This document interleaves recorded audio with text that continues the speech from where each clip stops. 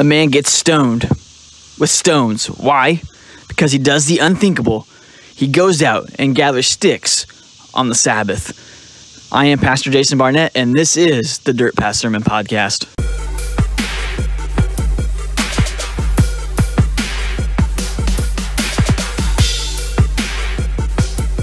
Quote as I was getting ready this week, and the quote said this. It said, church members are like automobiles. They start missing before they quit. What the quote is referring to, what the quote is trying to say, is that church members, like automobiles, they're going to start missing services, like a car starts missing out as it's firing, before they quit. Before they quit coming to church, before they quit following God, they just slowly start to miss services. It's a funny quote if you really stop and think about it, right? But at the same time, it's very sad. It's a sad thing to say, because if we asked any believer, anyone who calls himself a Christian, we'd ask them, how important is it to go to church? Whether going to church is in person or online, that's kind of the ironic thing about this sermon today, is the fact that we're talking about something like this, and we are not gathered together in person, but that's not really what it's about. But anyway, but if we ask any believer, how important is it to go to church? They're going to answer, yeah, it's very important. We would all say, oh, it's so important for you to go to church and spend time worshiping God. However, do you know that there are only 65% of Americans who say they are Christians attend church every Sunday? 65% of Americans, I got that stat wrong. 65% of Americans say they are Christians, but of that 65% of Americans, less than 40% of us attend church every Sunday. That's kind of interesting to stop and think about, isn't it? Out of the millions of people that live here in the United States, 65% of them say they are Christian, but less than 40% of that 65% will show up to church every Sunday. So we'll say it's important, but our actions don't match what our belief is and what we are saying. That's what makes that statement. Church members are like automobiles. They start missing before they quit. That's what makes it funny but sad. Think about it this way. If you are a no-call, no-show to your job, what would happen? If you're a no-call, no-show to your job, you would get fired. You might get away with it once or twice, but at some point your boss is going to say, hey man, we've had enough of you not living up to what we've expected of you, so we're going to let you go. What happens if your kid misses school without a doctor's note? They might get away with it 2 or 3 times or so, but eventually, after a while of them not showing up to school with no note or no excuse for not being there, that at some point the state's going to show up to your house and begin to question, why is your kid not going to school? Why is your kid not being educated? What about if you were on a sports team of some sort? What if you played football or basketball or ran track or something like that? What if you skipped the practices and games or the meets for those teams? The coach isn't going to let you participate. Because even though you want to say you're a part of the team, you're not going to show up to the games, and you're not going to show up to the practices to get ready for the games. But what happens here at church? If someone misses church, what is our reaction? Our reaction when someone misses church, when someone skips church, is, oh, I'm sorry we missed you. Or, well, shucks, I hope we'll see you next time. You and I as Christians, we apologize to the other believers who decide to skip church. We apologize to them. We say, oh, we're so sorry you missed. Like we're so sorry that they made the decision to skip church on their own. Like somehow that well, we're sorry the church service wasn't entertaining enough for you or more important to you than whatever else you had going on in your life. We apologize to them for that. And then in a lot of ways, we're coddling them, hoping that they'll come back. Which is ironic, because if someone truly loves God and wants to live for Him, you would think that they would want to gather in a place with other people who are seeking God just like they are. Like, it would be an important priority in their lives, yet for some it's not. They think they can skip church and be okay with God. And you and I, as believers who commit ourselves to the fellowship and serving the Lord, we apologize and coddle them, trying to get them to come back. It doesn't seem right, does it? And it doesn't seem right because it isn't. It shouldn't be that way.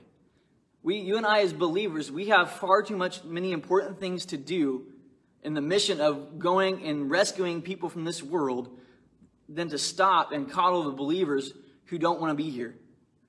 Who make the decision that church just isn't that important to them. We don't have time to coddle them. There are people lost and dying in this world who truly need Jesus and who are seeking him. And some of them are seeking him and not knowing what they're looking for. Anyway, so the message for today is titled Sticks and Stones. And we're going to be looking at this event recorded in Numbers chapter 15, verses 32 through 36. And as we read through the story, it's going to be about a man who picks up sticks on the Sabbath, and he's going to get stoned for it. So as we go through this text, we're going to be asking the question, trying to answer it, of why does the man get put to death? So we're going to read through it, and then we'll do our usual thing. So here we go. Numbers chapter 15, verses 32 through 36, and it says, while the Israelites were in the desert, a man was found gathering wood on the Sabbath day. Those who found him gathering wood brought him to Moses and Aaron and the whole assembly. And they kept him in custody because it was not clear what should be done to him. Then the Lord said to Moses, the man must die.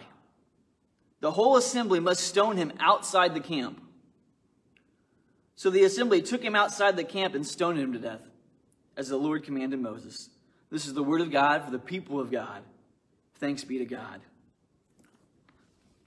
That's a pretty harsh and blunt incident that happens. And in verses, and really to kind of fully understand what's happening in the text we just read, it's really important that we go back and we look at verses 30 and 31 to kind of understand what is going on and kind of set the stage for the event we just read. And in verses 30 through 31 of Numbers 15, it reads, but anyone who sins defiantly, whether native born or alien, blasphemes the Lord. And that person must be cut off from the people, because they have despised the Lord's word and broken his commands. That person must surely be cut off, and his guilt remains on him. This is God's command given to Moses, shared with the entire... So that's the verses 30 through 31.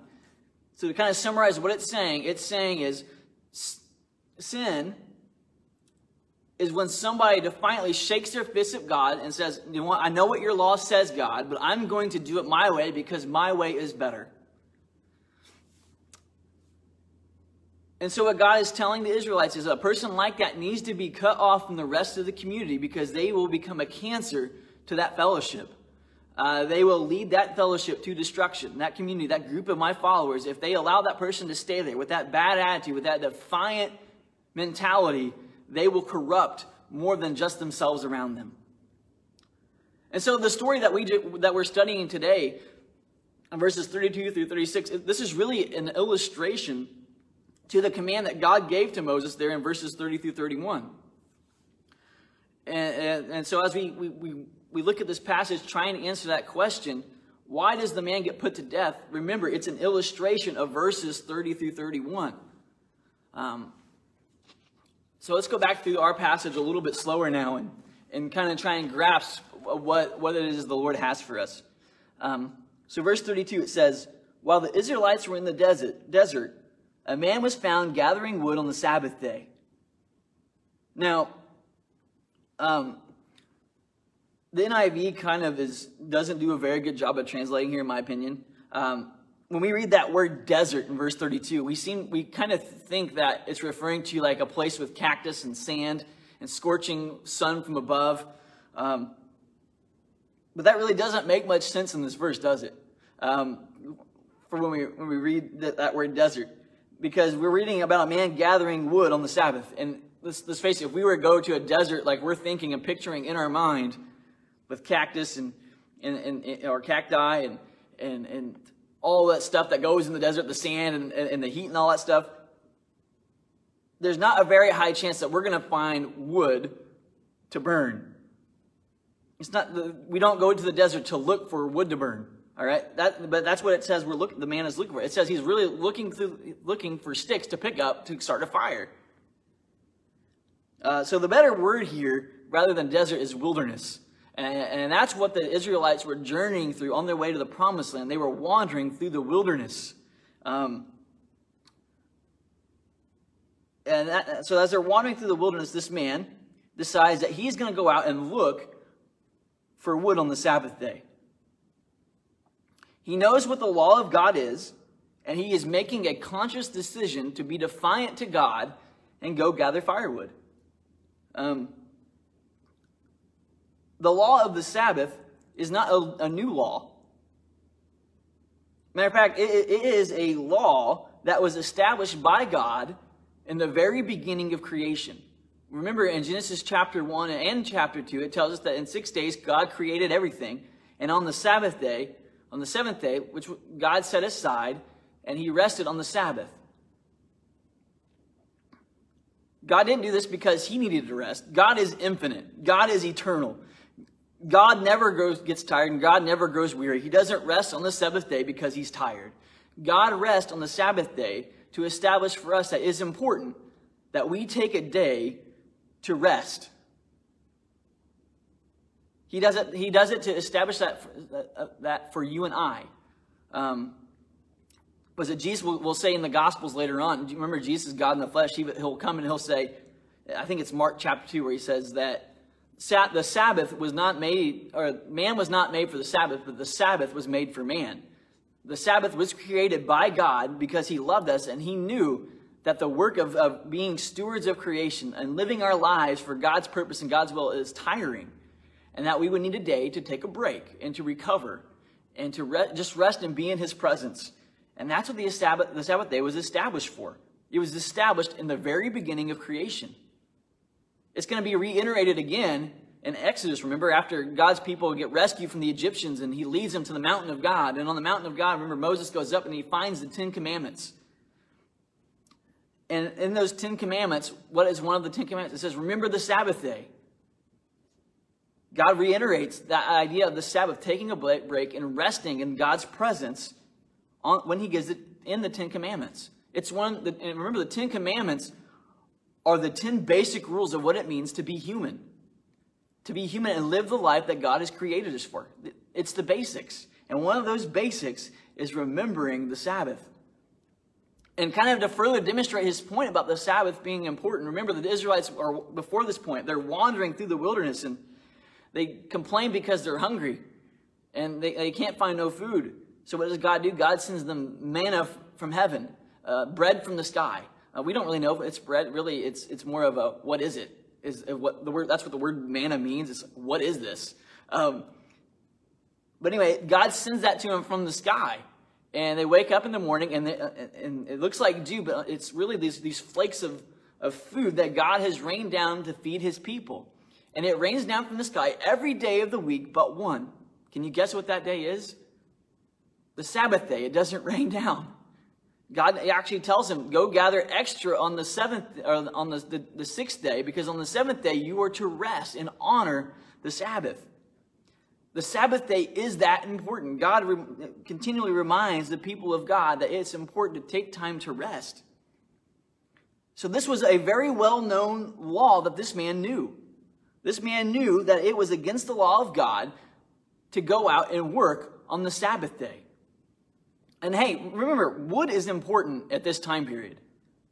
All right, this man, remember, he's going out and he's gathering wood on the Sabbath. Wood it's important in our day, but it's even more so at this time period.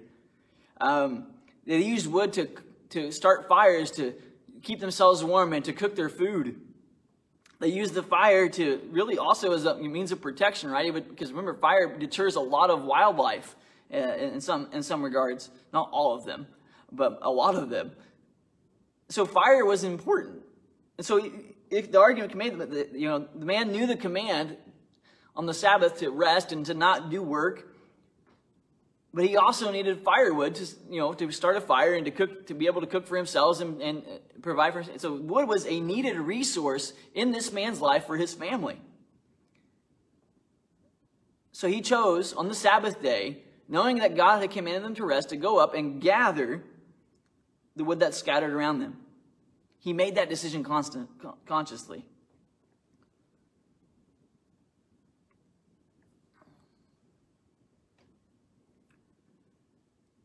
He knew what the law of God was. And even though it was a need in his life, he chose that need to violate God's law. That's what you and I, that's the theological term for that is called personal sin. When we know what the law of God is, and we willfully raise our hand and say, God, I am not going to do it your way. I know what my needs are, and I am going to chase after my needs anyway. So that's what the man does. He goes out and picks up sticks, knowing that it was disobedient to God. Continuing on, verses 33 through 34, it says, those who found him gathering wood brought him to Moses and Aaron and the whole assembly, and they kept him in custody because it was not clear what should be done to him. So the man goes out and he's gathering firewood, and he gets caught. He is caught out gathering firewood on the Sabbath. Dun, dun, dun. You know, it's like a horror film. He pictures a horror film. This man's like sneaking through the woods, looking around like real sneakily, and he's looking, and then when he sees no one's around, he stops and picks up a stick. And just when he thinks he's about to get away with it, they pop up and say, gotcha! You know, and he is arrested for doing the crime of picking up sticks on the Sabbath.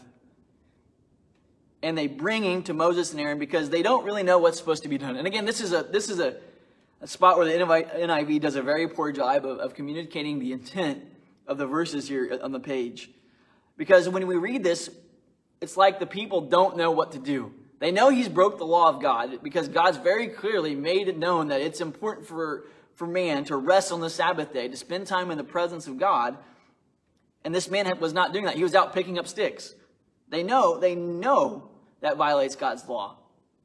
And it's not that they don't even know what the punishment is supposed to be. Not only has God told them that it's against the law to do any work on the Sabbath, but God's also told them the punishment for the law.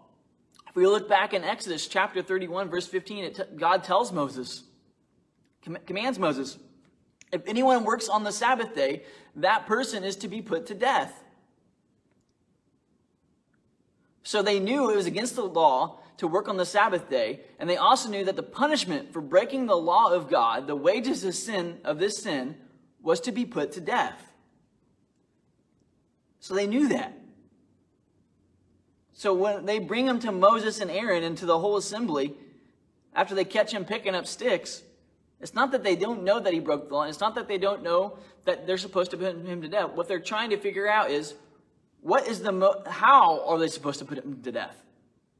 Now, I'm sure also in some ways, they're also pausing for a minute to not just figure out the mode that they're supposed to use to kill the person, but they're also kind of probably wondering and asking themselves, does God really want us to put this man to death for going out and gathering sticks on the Sabbath day? I mean, it's really not that big of a violation. It's not that big of a mistake.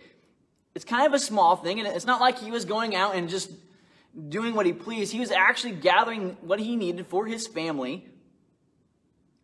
Do we really need to put him to death for this? Is this really a crime that deserves capital punishment?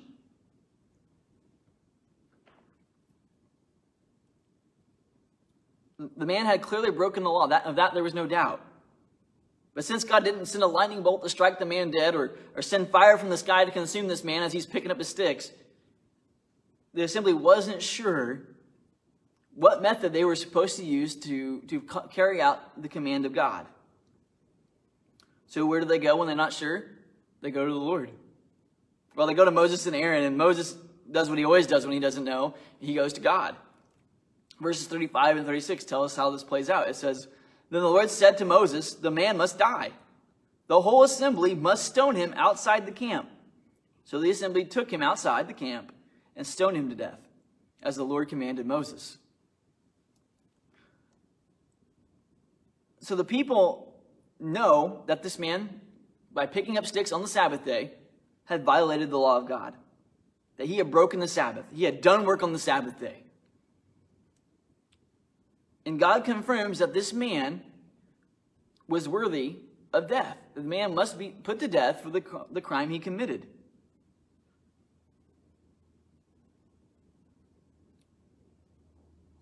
God tells them that. Moses and the people in the assembly don't just make this up for themselves. God commands them to put the man to death for picking up sticks on the Sabbath. And not only does he tell them to put him to death, he says, you must stone him outside the camp.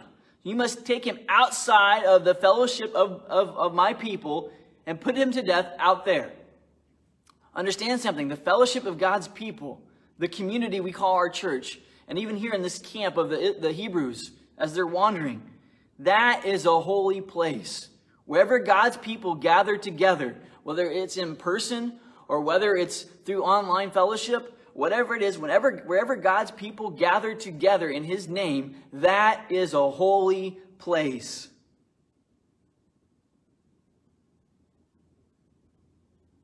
And in the holy place means it is set apart. It is uncommon. It is not like anything else in this world. It is different. It is unique. It's unique because it has a unique purpose in the hands of God. So God commands him to stone this man outside the camp because death is common and death has no place in the fellowship of God's people. That's even confronting and dealing with sin. And that's talking to us. Yes, as God's people, we are to be our brother's keeper, and we are to confront sin when we come across it. But during the church service is not the time to do that. In the gathering of the fellowship, that's not the moment we're called to do things like that. As to take place outside of the camp, because death is common, and we are called to be uncommon, especially in our gatherings together. So God tells them to take the man outside the camp and put him to death. And so they do that. They take the man and they put him to death outside the camp. He picks up sticks on the Sabbath day. And the command from God to Moses and to the entire community for this man picking up sticks to fulfilling a real need in his life, God's response is the man must die, and he must die by being stoned to death outside the camp. And people will follow through this because God commanded them to. So the question is, and the question that we've been trying to answer as we study this passage is, why does the man get put to death? And the reason the man gets put to death and why God gives us this command is because this is what the man wanted. The man who made the decision to gather wood on the Sabbath day, whether it was intentional on his part to make that decision to break the law of God and to go gather the wood, and what those actions meant and what he was saying by making that action of shaking his fist at God was, I want to be put outside the camp and die. Because that's what it means to be outside the fellowship of God. It means that you want death.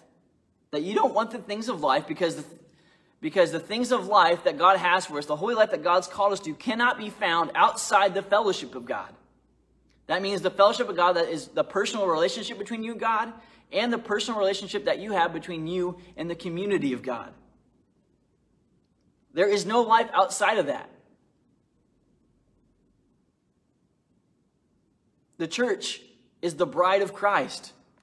And let's face it, if you for those of us who are married, if someone is bad-mouthing your wife or your spouse, it's going to make you angry. It's going to make you upset. You're not going to want to spend time with that person. You're not going to be in the presence of that person because you and your spouse are one. You are a unit. You have made a decision to spend your life together. So it's important for a group of people or a person, if they want to accept you, they are going to have to accept your spouse. And when we reject the fellowship of God, we are rejecting God. And when we reject God, that means we are picking death. Because outside of God and outside the fellowship of God, that's all that you can find. What this man was saying with his actions was, he was saying with his willful defiance against God, that ultimately death outside the camp was better than God's will that impeded him from fulfilling his own needs. And since he told God that it was better for him to die outside the camp than to be in God's fellowship and to follow God's rules and do things God's way, since he made that decision to pick death, God simply looked at him and said, okay, I'll give you what you want. You can have what you're seeking. And in the mercy of God, rather than dragging it out and let him destroy his own life slowly over time, God had the camp community put him to death immediately.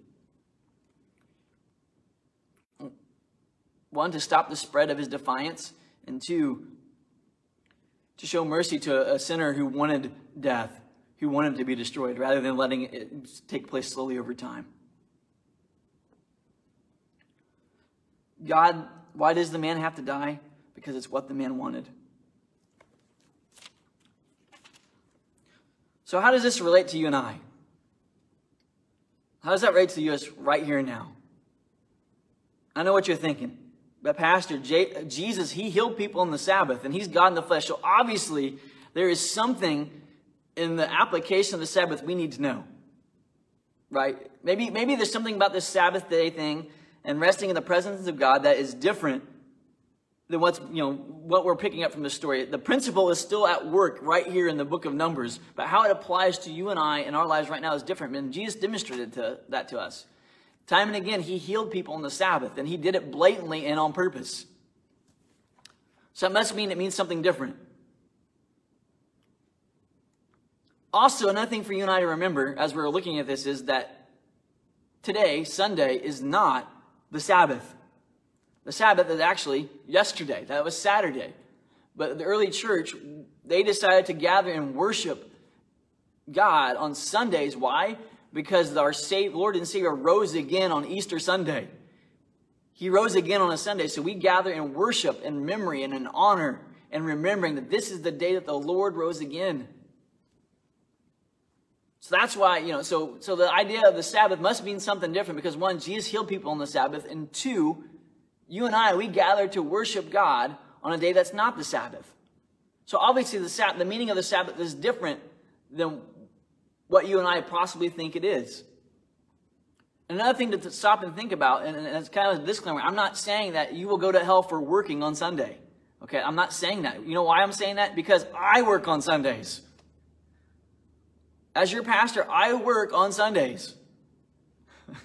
And some of you who are watching this would say, I only work on Sundays. Right? I'm sure there's at least 3 or 4 of you right now watching this video who would jokingly say to me, Pastor, you only work on Sundays, right? You can laugh about that. It's funny. So there must be something different to the meaning of what it means to remember the Sabbath than it being tied to a day of the week. And what it is about the Sabbath that we need to realize and remember is the Sabbath is about rest. It's not about any type of rest. It's not just, rest of sleeping at night or unplugging our brains and everything from watching a few minutes on TV at the end of a day or taking a break and scrolling through our social media feeds. No, the Sabbath is about resting in the presence of God and allowing our hearts to be refreshed. Church attendance is important for that reason. When you and I gather together to worship God, whether it's here in person or online, scattered but united in the Spirit through technology, the Spirit works through me to refresh you and through you to refresh me. And when we are alone, we still crave this period to rest with God. So ultimately, the idea of the Sabbath is rest, not focused on ourselves, but on God and others. But remember, the Sabbath is about loving God and loving others. Remember, I said it earlier. That is the purpose of all the 10 Commandments. They are to point us to the idea of loving God and loving others. The basic meaning of what it means to be a human being on this planet. All 10 of them point us back to the idea of loving God and loving others. And remembering the Sabbath day, to take time to rest in the presence of God, is how we love God and love others. Defiance against the law of God is always sin, and sin always leads to death. Death is not God's will for you and I. God's will for us is for us to live. But God's not going to force you to choose life. His love for us is so reckless, it's so extravagant, it's so great, it's so amazing that God allows us to have what we want. God's will for us is to live. Salvation and holiness are His will for us. That's the life that He's created us for. That's the purpose of our lives, is to live in fellowship with God and in fellowship with God's people. To be molded into the person God's designed us to be. That's God's will for us. That's the choice God wants us to make. But His love for us, He loves us, and He does not force us to do that.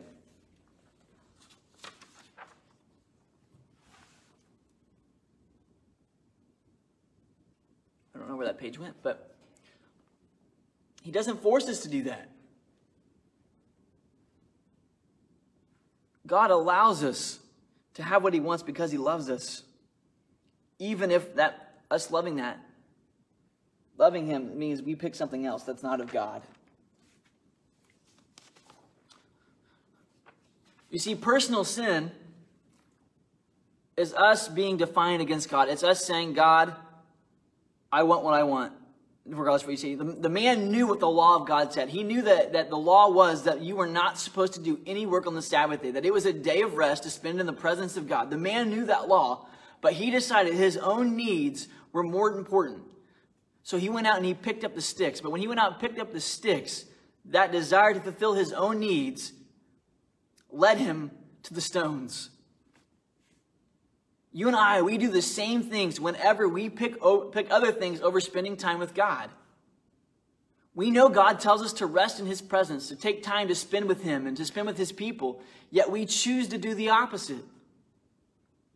I know the excuses that you're going to make. You're going to say, I have to work. I have to support my family. Well, we're all so busy all week. Sports are important. These are the lines that we use as our excuses. But what you're failing to realize, what you and I fail to realize when we make those excuses, we're saying that our needs are more important than spending time with God. Hey, it's important to have priorities in our life. You know, you hear it all the time. Well, God's my number one priority. And it's my family. And then it's my church. And then it's going to work. You know, we list those as our priorities, right? Whatever they are in our lives. But do you realize that God is more than just a priority on your checklist? God is the priority above all other priorities. He's not only the priority above all other priorities, He is the priority that is in all of the other priorities. God shouldn't be number one on your list. God should be your list. And all the priorities that are underneath Him, that are less than Him, should find their place in that priority of serving God. God isn't just a part of your life. He is your whole life. When we are truly following and seeking after Him. I actually saw a meme on Facebook the other day. It broke my heart.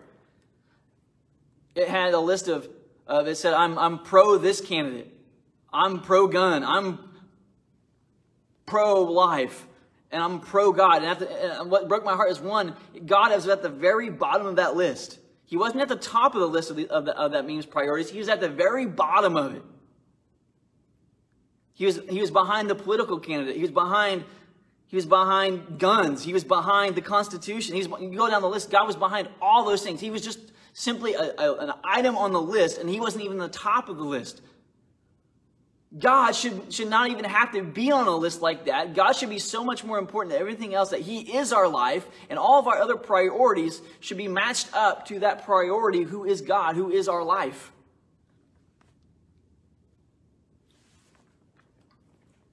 Not the other way around.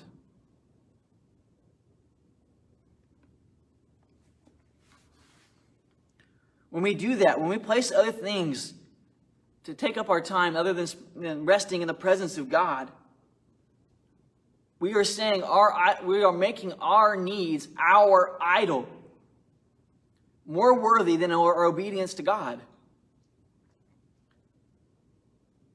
When we put providing for our family over spending time with God, we are making our family our idol. because we do not trust that God will provide for them. The God who created them, we don't trust that He will provide for our family. We know God tells us to rest in His presence, yet we choose to do the opposite. When we choose to do the opposite of what we know God's law is, we are picking up the sticks and choosing the stones in our lives. Also, while sin is personal, and there's personal defiance against the law of God, it can also be group defiance. Group sin is allowing the defiance against God to continue unopposed. This man picked up sticks on the Sabbath. And the temptation for Moses and Aaron and the whole assembly was to undermine the offense. They say, well, it really wasn't that big a deal, was it? It was just sticks he was picking up. Undermining the fact that man was putting his needs above the obedience to God. You and I, we sin as a group when we apologize to other people for their decision to miss church, to skip spending time with God. We sin because we apologize instead of recognize the defiance against God for what it is. Instead of calling it adultery like it is, we make apologies and excuses for it. As a group, we know what God's will is. We know God's called us to rest in His presence, to rest together in His presence as a fellowship. And yeah, we choose to pick the sticks and get the stones. The sticks as a group, the sticks is the fear of losing members and our attendance numbers dropping. We fear losing our numbers and losing people in our fellowship, so we coddle them. We coddle people who don't even really want to be there. Instead of reminding them of the call of God on our lives, the call of holiness. And the call of holiness is the call to love God and to love others above all else.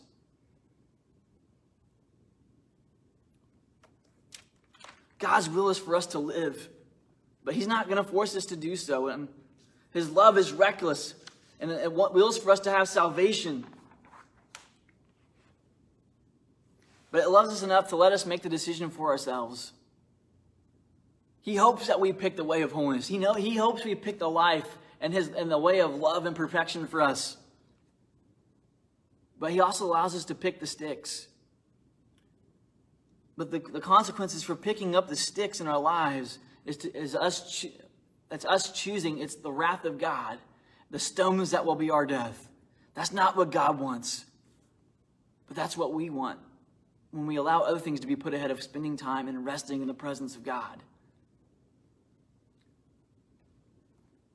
Remembering the Sabbath is one of the 10 Commandments. One of the basic requirements to be a human being. Loving God and loving others sums up the life obedient in the 10 Commandments. This is a life that Jesus points us to. This is a life that Jesus lived. This means that going to church, resting in the presence of God, is an elementary action of a heart seeking to live out the Christian life. If you want to live the life of holiness, the very minimal thing you can start with by doing that is by going to church, by gathering with God's people and worshiping Him. That's the starting point. But we should be doing that without having to have our arms twisted or be coddled into doing so. We should do it because we love God and we love gathering with the others who love Him too. We have to be willing to look at the sticks in our lives. What are the sticks in your life? What are the sticks that you're packing around that you allow to take priority over spending time with God? That allow you and your family to be distracted from this important idea of spending time resting in the presence of God and in fellowship with His people. Lay those sticks down at Jesus' feet. Stop choosing to let them lead you to the stones. God loves you, and His will for you is to rest in His presence, not for you to pick death. And by picking the Sabbath, by picking to remember to rest in the presence of God and in the fellowship with God's people, that is setting a precedence in your life to saying that God, you are more important than everything else. Simply by starting to do that one day a week. That's the starting point that God wants you to get to. And watch how it changes your life. And that desire and that hunger to be in God's presence grows. Pick his presence as the most important thing to you. Lay down the sticks. And the community, and God will drop the stones.